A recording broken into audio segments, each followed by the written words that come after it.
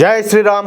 అందరికీ నమస్కారం. Welcome to news అఖండ. నేను మీ కస్తూరి శ్రీధర్. మిత్రులారా, ఈ న్యూస్ గా ఇన్నారంటే సూపర్గా ఉంటుంది, భలే మజా వస్తుంది. ఓకేనా, మామూలుగా ఉండదు. అది కూడా మన శత్రు దేశాలకు కౌంటర్ ఇస్తే ఎట్లుంటుంది, సూపర్గా ఉంటుంది కదా. ఈ న్యూస్ అట్లే ఉంటుంది. సరే, ఈ న్యూస్ చెప్పబోయే ముందు మీకు అందరూ కూడా ఒక చిన్న విజ్ఞప్తి. మన న్యూస్ అఖండ ఛానల్ నిర్వహణకు, అదేవిధంగా మన ఛానల్లో మరింత బలోపేతం చేసేదానికి నెలలో ఒకసారి మీ శక్తి మేరకు ఆర్థిక సహకారం అందిస్తారని చెప్పేసి మిమ్మల్ని అందరినీ కూడా కోరుకుంటున్నా.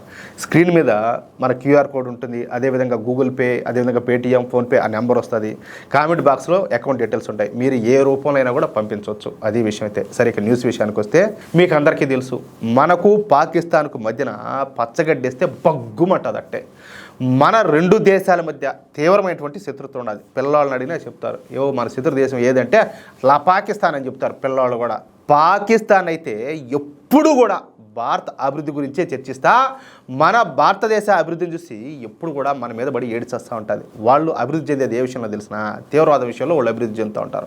మిగతాటి అన్నీ కూడా ఇంకంతే, ఆన్ రోడ్డే, ప్లాట్ఫామ్ ఎంత ప్లాట్ఫామ్ ఉండకూడదు. మన ఎదుగుదల అనేది పాకిస్తాన్కి ఏ మాత్రం కూడా ఇష్టం లే. అందుకోసమే భారత్ పైన ఎలాగైనా సరే కక్ష తీర్చుకోవాలని చెప్పేసి మన దేశంలోకి తీవ్రవాదాన్ని ఎగదోస్తూ ఉంటుంది. సరే, ఈ క్రమంలోనే ఈ ఉగ్రవాద దేశం అటువంటి పాకిస్తాను మన దేశంలో అనేక తీవ్రవాద కార్యకలాపాలకు, బాంబు పేలుళ్లకు పాల్పడతా వచ్చింది. గత 45 సంవత్సరాలుగా అనేక బాంబు దాడులను ఈ పాకిస్తాను మన దేశంలో నిర్వహించింది. అయితే ఇంతకు ముందున్నటువంటి ప్రభుత్వాలు సెక్యులర్ ప్రభుత్వాలు కావడంతో పాకిస్తాన్ పైన ఏవైనా చర్యలు కనుక తీసుకుంటే ముస్లింలు ఫీల్ అవుతారని, వాళ్ళ ఓట్లు పోతాయని భావించి ఈ పాకిస్తాన్ పైన ఎటువంటి చర్యలు కూడా తీసుకునేవాళ్ళు కాదు. అసలు పాకిస్తాన్కు సూటిగా వార్నింగ్ కూడా ఇచ్చేవాళ్ళు కాదు. ఏంటంటే ఊరికే తూ అంటే తూ అంతే, తుత్తు మంత్రాలు. అయితే 2014లో మన నరేంద్ర మోడీ ప్రభుత్వం వచ్చిన దగ్గర నుంచి పరిస్థితులన్నీ కూడా పూర్తిగా మారిపోయినాయి. పాకిస్తాన్కు అలాగే పాకిస్తాన్ తీవ్రవాదులకు సరైన ధీటైన జవాబులను ఇస్తున్నాం. ఈ క్రమంలోనే మనం సర్జికల్ స్ట్రైక్స్ నిర్వహించినాం, అదేవిధంగా ఎయిర్ స్ట్రైక్స్ కూడా చేసినాం.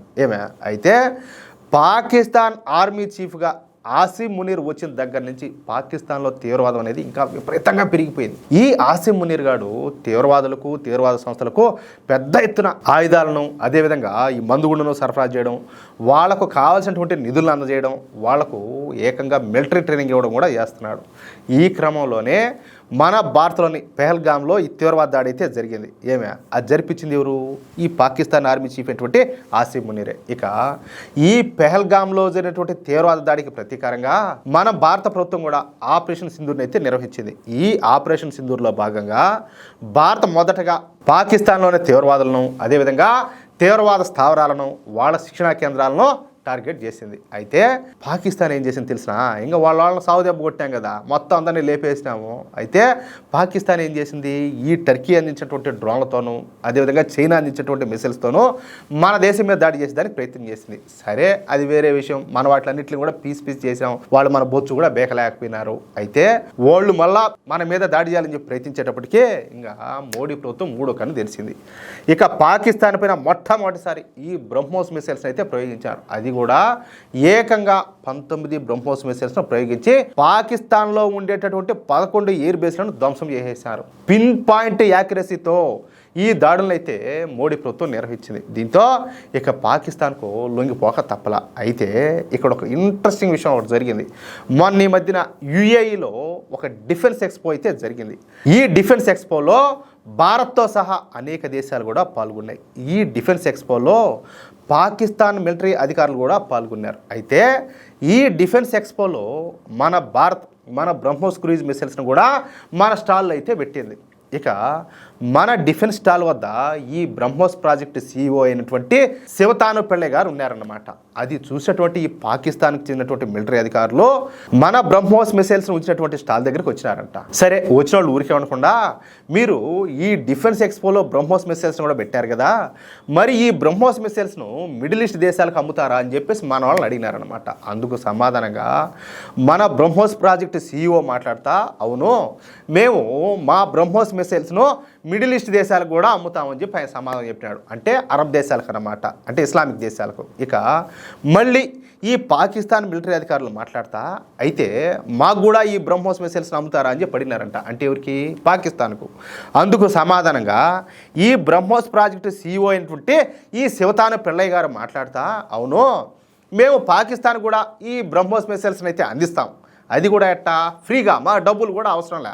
కానీ ఇక్కడ చిన్న విషయం ఒకటి ఉన్నది, మొదట మా దేశంలో ప్రయోగిస్తాం, అర్థమైందా? అంటే అగ్గి మా దేశంలో పెడతాం, ఆ తరువాత వాటిని మీ పాకిస్తాన్లో రిసీవ్ చేసుకోండి. అంటే మేము ఇక్కడ అగ్గిపెట్టి వదులుతాము, మీరు పాకిస్తాన్లో రిసీవ్ చేసుకోండి. దీని ద్వారా మీకు బ్రహ్మోస్ మిసైల్స్ దొరికినట్టు ఉంటుంది, మాకు మేము చేయాల్సిన పని చేసినట్టు ఉంటుంది అని చెప్పేసి మెట్టుతో కొట్టినట్టు సమాధానం చెప్పినాడు. భలే చెప్పినాడు కదా ఇంతగా.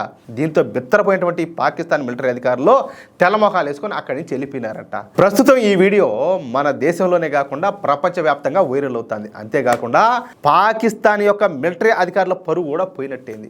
వాళ్ళకు మళ్ళీ పరువు, వాళ్ళ బతుకులు, వాళ్ళకు మన బ్రహ్మోస్ మిసైల్స్ కావాలంటే వాళ్ళకు సిగ్గన్నాలే. మళ్ళీ ఎంతసేపటికి మా దగ్గర అణుబాంబులు ఉన్నాయి, మా దగ్గర అణుబాంబులు ఉన్నాయని చెప్పేసి ముడ్డికి డబ్బా రేఖలు కొట్టుకొని చెప్పుకుంటా ఉంటారు గలీజ్ మన కొడుకులు.